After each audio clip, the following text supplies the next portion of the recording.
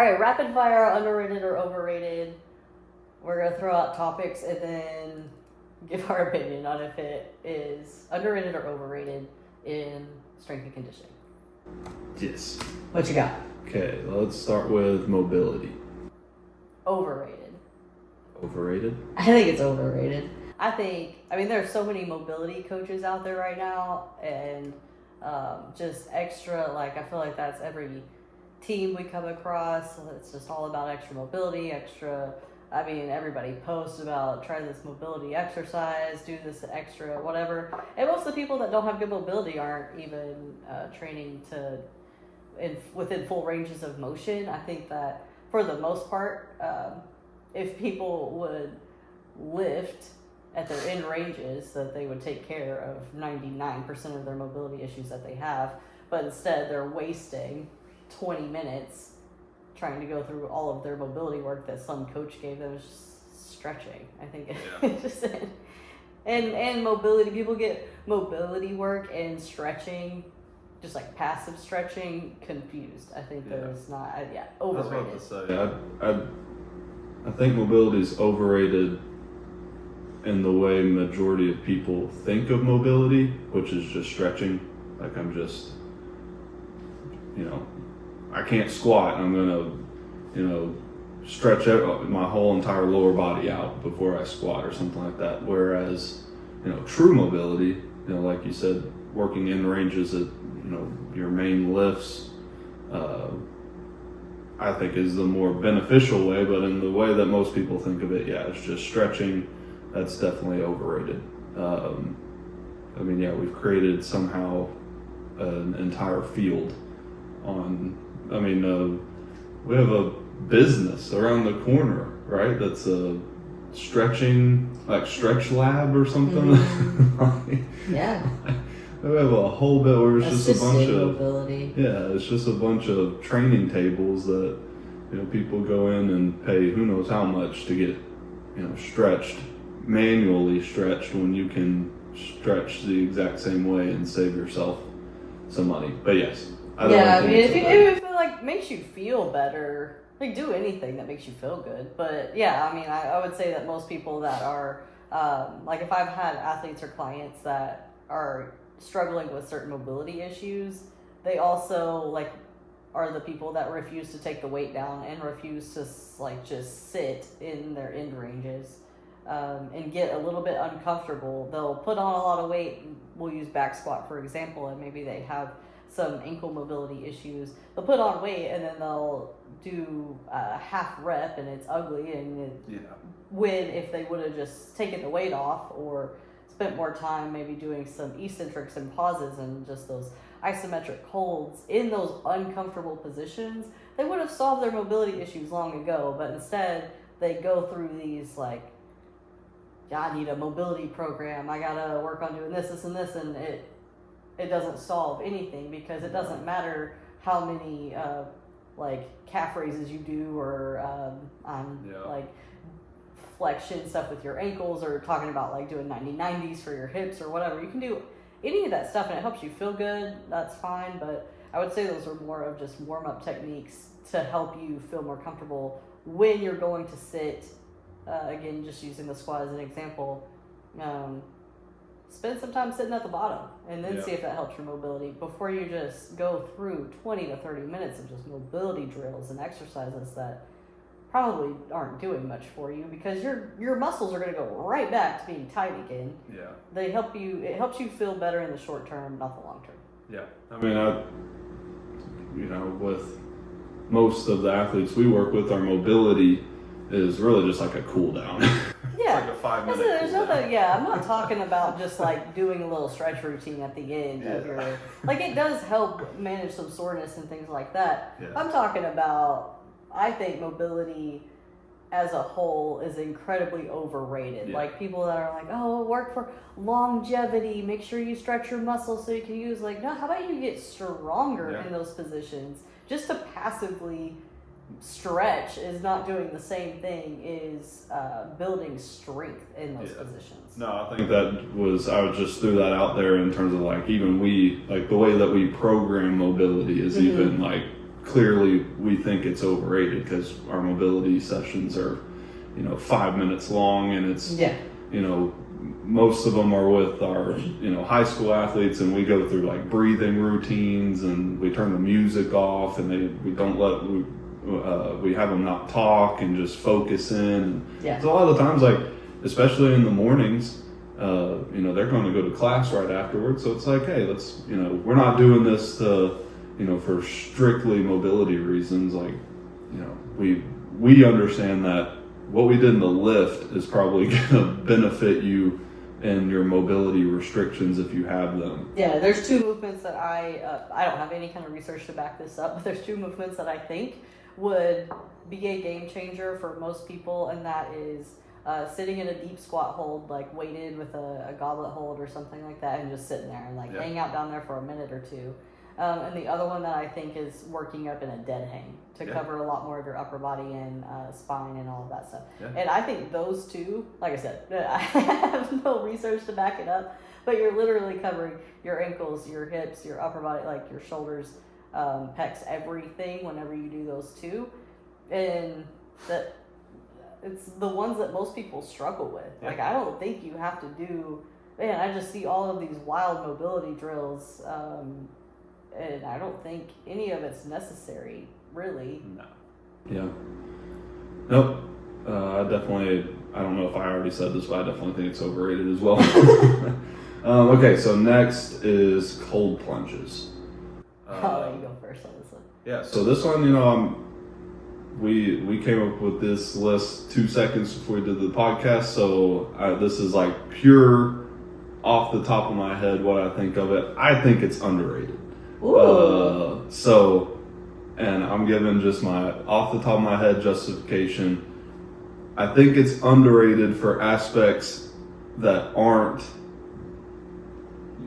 what they say are the physical benefits. Like, clearly we get it. Like, you can get a quick boost of certain hormones. Sure, that's what they, how they market it, all this stuff. I think a lot of the times, like, we talk about, doing things that are difficult, doing things that are, mentally challenging. I mean, it's pretty difficult to dunk yourself under, ice and be able to control your breath and be able to kind of block out, the physical aspects of things. Like, yes, I'm freezing cold. I want to get out of here.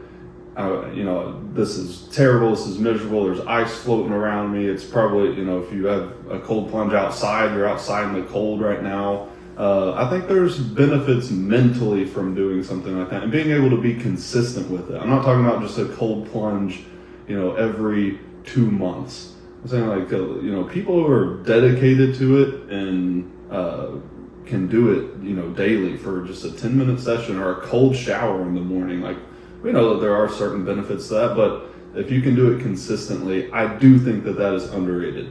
I would say it's overrated as a recovery method or as, once a month type thing. But people who genuinely are dedicated to cold plunges and do it, daily or very regularly, I think from, especially from an athlete perspective, like, you're doing something difficult that not a lot of people are doing, that takes, it's difficult to stay down in that cold water for, the time period that they say you get benefit out of doing a cold plunge. So in my eyes, from an actual, not the physical side, but the mental side, I do think that cold plunges are underrated. Interesting. I could be totally wrong on that, but that's just, I don't do it, so it's not like I have anything to like back myself up on this. Just thinking of it off the top of my head, I think it's underrated. I'm gonna go with overrated just because it's gained so much popularity lately. And actually, again, there is research that will show it can help with recovery.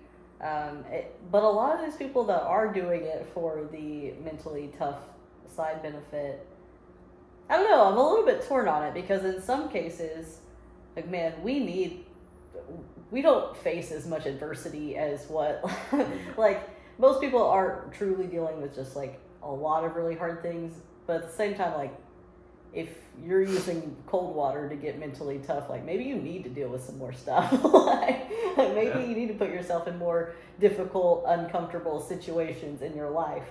I don't know. I'm feeling a little bit torn. I think it's overrated as far as what social media pushes it to be, and like everybody's just like the hot thing to do right now is to sit in a cold tub to prove how tough you are. Like, I don't know, it's just some cold water. Like I don't know if I believe that you're tough because you can sit in cold water. Like I said, yeah, those people drive me insane. Like people who sit there and set a phone up and what, like, I'm talking about the people who have no social media presence, who every morning get up and they go dunk themselves in cold water. Yeah. Nobody's watching, nobody's paying attention. Yeah. It's not because they need recovery. They're not sitting there going, oh, my legs hurt, let me skip all the beneficial just the attention grabbing of it. I think that's so overrated. But I mean, if you've ever like gotten out of some, like if you've jumped in some cold water or anything, like if you've ever experienced that, the way you feel for the next few hours after that, man, like you're energized, your body feels good. There is something to it. I just think it's not the reasons that people are posting about it. Exactly. Like, that's what I'm saying. Like, it's underrated in the aspects that nobody does it for. Yeah. But it's overrated as a recovery method. It's overrated for the physical, but the psychological aspect of it, I think, is underrated. It's interesting, and there is some there's interesting research out right now that shows that it actually can, if your goals are around muscle growth. So I think this is what's really funny is a lot of people that post that they're sitting in their ice bath for recovery after are the same people that are trying to get like just grow and build muscle in the gym, and they're the like body, not necessarily bodybuilding, but you know who I'm talking about, the people that are like in the gym just getting the show muscles and that sort of thing, and then they go sit in an ice tub after for social media posts. And there's actually some interesting research that shows that it can actually stunt muscle growth. And so I think like most people just don't even realize it might not be like a big deal. It's not the effects are going to be small, especially, but that's just why it's important to do it for like to know why you're doing stuff. Because if your goal is to go in and grow muscle and then you're just going to go sit in a cold tub after and you're stunting your growth, then I just think that there's some really interesting like key pieces that people are doing it because they think it's popular, or like they need to do it to show how tough they are, and like in reality, like maybe it's not helping you achieve your goals. So like be clear. I think it actually makes more sense for athletes and performance-based people, runners especially. Like I know a lot of long distance runners use ice baths on a regular basis to help, just because it does help temporarily with inflammation. Also, again, sometimes it's something that we don't want to stop. So like I was about to say, like, especially, post hard workouts in the gym, post, minor soft tissue injuries, inflammation is needed. Yeah. We need that inflammation. So you're actually slowing down your recovery process, and you're slowing down the adaptations that you could potentially have gotten in the gym by dunking yourself in, and now it's, not going to be super long term, but some people, ice in general is overrated.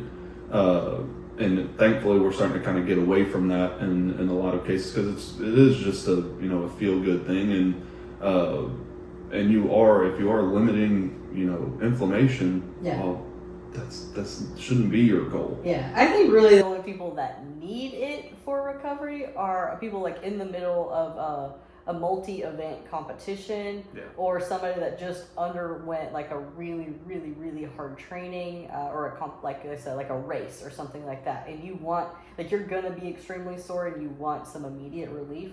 I think it helps with that. But if you're trying to recover, you don't always need more stuff when you're trying to recover. Most often you need less. Yeah.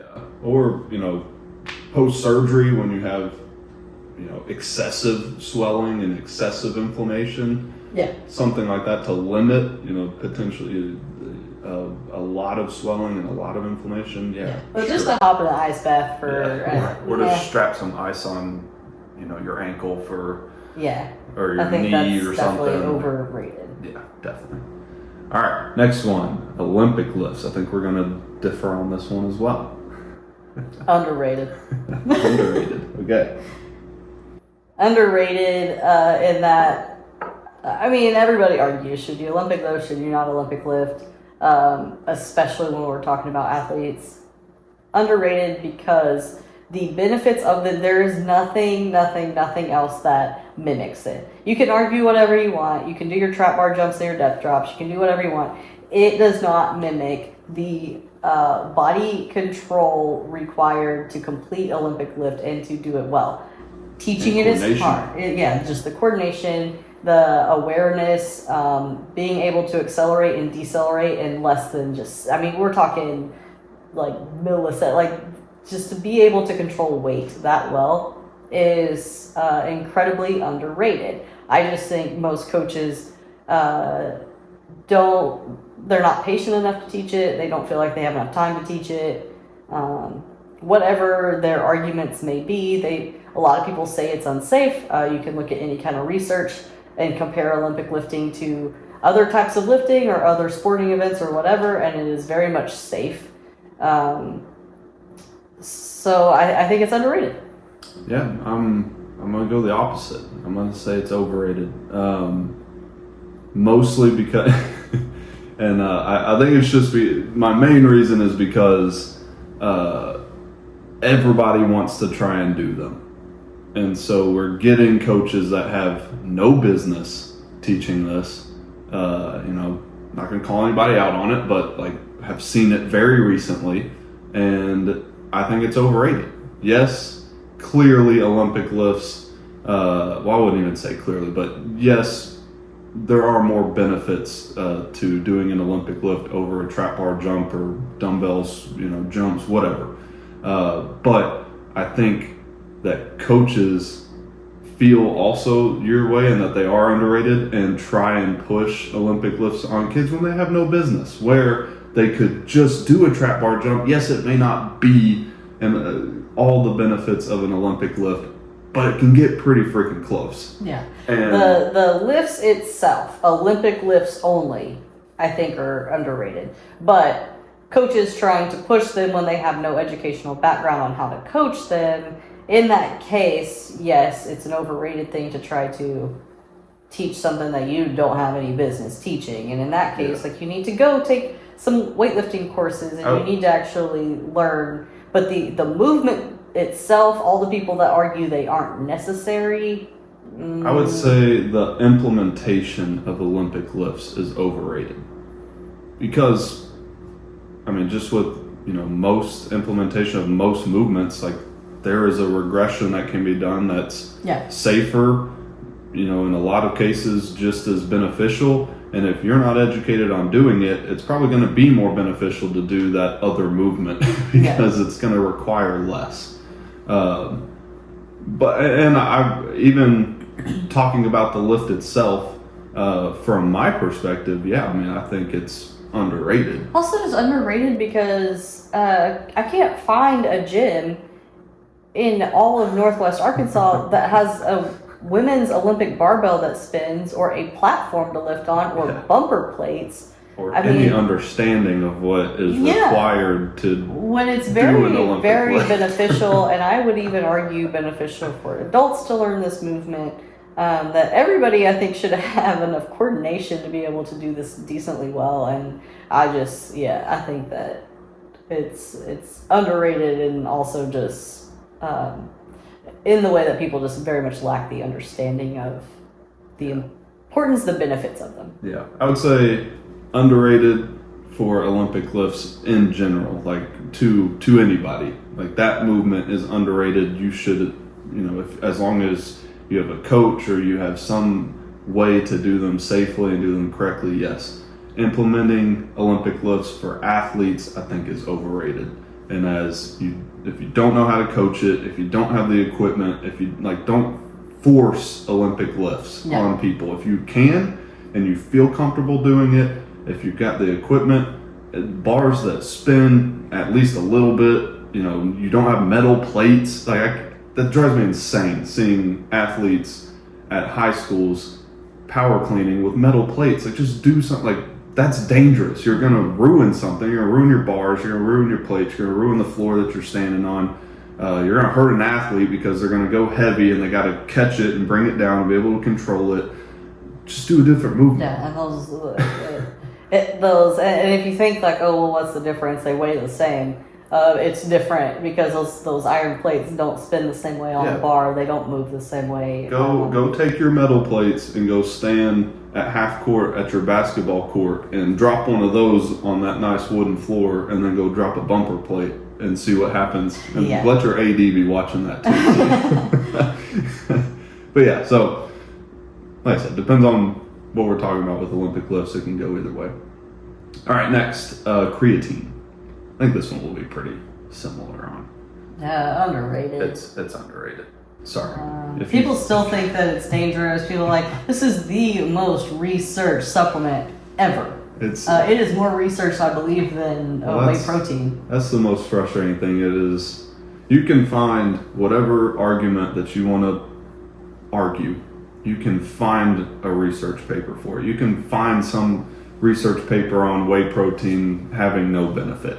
Because, I mean, there's different factors that play into this. You know, you can find a research article from, 30 years ago that shows that there's dangerous aspects to creatine. Yeah, but also if you know how to read research papers, you can see the flaws in the way that they did their research. But nobody does that. Yeah. So, I mean, if you get a good study that was done well, I've not seen anything negative. It's also cheap. Like, people will go out of their way to drop hundreds of dollars on supplements that don't help them at all. The people that are probably against creatine because of water retention or something, just one tells me you have no understanding of what creatine actually does for you, are probably the same people that are out buying BCAAs and really expensive flavored water. Like, it's just not doing you any good. People will go out of the way too to try this new expensive up and coming supplement that is going to help you achieve all of these different things, and creatine will do all of that. I mean, it has, like, not only are you working on just creating power, strength, muscle, all of those things. It also has cognitive benefits. It has the benefits of it literally cover everything of any kind of supplement you're going to find, and it's cheap. Like, I think it's incredibly underrated, especially because, like, parents are still scared of it. Kids get the wrong impression of what it's going to do. I think grandma should be taking creatine, and like, it's. Well, and I can guarantee you can go up to everybody who has an argument against creatine and say, like, do you understand, like, have you eaten red meat in the last week? And they'll be like, yeah, sure, whatever. And, well, it's in that. Mm-hmm. Like, we're just taking your body produces it. Like, you have creatine in you right now. It's just you're adding extra. Like, it's not like this was, formulated or whatever. Like, this is a natural I think that's what's very interesting about it is people want to try the new plant, whatever, different supplements that are really big right now in the media is like ashwagandha. Yeah. There's a bunch of stuff, and not to say those things don't have benefits, but like creatine is cheap and it works and it does just about everything you need it to do if you take it consistently. Yeah, or you'll sit there and down, 4 energy drinks that have all kinds of, lab-made stuff, and you don't have problems with that, but creatine, it's gonna cause your heart to explode or something. Yes, definitely underrated. All right, last one on here, sport specific. You want to go first on that one? Overrated. Clearly overrated. It just makes me laugh every time I hear it. I think, or when coach comes to us about it or wants to implement, sport specific things, it's just like, man, every I can justify everything that we do in the weight room as being sport specific. Like, sure. Come on now, it's overrated. Yeah, very much overrated. I think that every athlete on the planet could probably do a well-written, just general athlete program and get more benefit than doing something that is, quote, sport-specific. And if you talk to any strength coaches that are worth their salt, they would probably tell you that any programs that they write that are sport-specific are just general programs that they have rationalized to a coach to explain why they're plugging in specific movements for this athlete. There are, I mean, occasionally like things that I will emphasize for different athletes over others, maybe based on the way they're built or the specific, like volleyball players are going to need a better vertical than tennis player. You know, like there's certain things that you train more of. I'm not going to call that sport specific. I'm thinking of like people that want to, like baseball players is always, their stuff is always quote sport specific and ends up being a ton of rotational work when they're already getting a lot of that in practice. We've talked about that on the podcast before. Very specific movements that mimic what they're already doing in practice, as far as being sport specific, I think is incredibly overrated. Yeah, justifying a movement as being sport specific is just wild to me. I mean, like, because it always turns into, you know, especially in the weight room, like we should be trying to break down movement patterns to its simplest form and then build up creating good movement patterns. And sport-specific movements turn into standing on Bosu balls, doing with bands attached all over you, doing every different, you know, moving in every different plane and all this stuff. Like they're justifying, you know, just outlandish movements by calling them sport-specific just because it looks like something that they might do on the field. Yeah, like an example that I saw when I was working at the U of A with track and field, we were hosting a meet and a ton of schools were coming and they were all training in our weight room. And I remember watching, they were either discus or javelin throwers. And I remember watching them take our cables and attach, they had different attachments on them, and then they were mimicking their throws with the cable, and it was pretty weighted too. Things like that, I think coaches don't understand. They'll give you these movements in the name of sport specific and think like, oh, we're going to get strong with overweighting something that you would do on the field with javelin or a discus. And what you're actually doing though is probably messing with their form and putting them at risk for overuse injuries. And you're weighting something that is already kind of in an awkward position. Like if you've ever seen how they throw and the positions their shoulders and elbows are in, you probably don't want to overweight that. You're just messing with their form. Same with baseball, same with softball. If you're trying to mimic how they're going to swing a bat, you're probably going to mess up their form more than you're going to help them become more powerful. Yeah, well, that's a big thing, you know, in baseball, softball right now is throwing with weighted balls. Like, you freaking kidding me? Like, we're having, you know, UCL, Tommy John, all these different injuries from throwing a regular baseball. Yeah. Like, there's a reason those injuries happen, and you know, there's a lot of different reasons behind it. But you're now doing that with something that's even heavier. Yeah. Like, we're getting those injuries by throwing a freaking baseball. Yeah. Like, what do you think's going to happen when you throw a 2-pound, you know, med ball? Yeah. Yes, it's not doing what you think it's going to do, and you're going to end up hurting athletes by trying to get too sport specific. Again, the weight room should be used to supplement everything else that you're doing. It should not mimic what your sport looks like. Yep. I think it's a Dang. Great final we'll statement. Roll through those. Underrated or overrated? I would love to hear some feedback. Yeah. If you listen to this, we'll post it on YouTube too, so you can go comment what you think about it, underrated or overrated. Yeah, I think we're definitely gonna do this again. So also, I've already thought comment on there. Also comment on there and give us some overrated, underrateds to judge off of. These are kind of fun because I like it. I mean, really, you can justify almost every one of these as being overrated or underrated in certain aspects. So, sure. Yeah, it's kind of cool to get everybody's perspective on them and see what exactly they think makes something overrated or underrated. All right. We'll do it again. Yep. All right. Next Okay. time. See ya.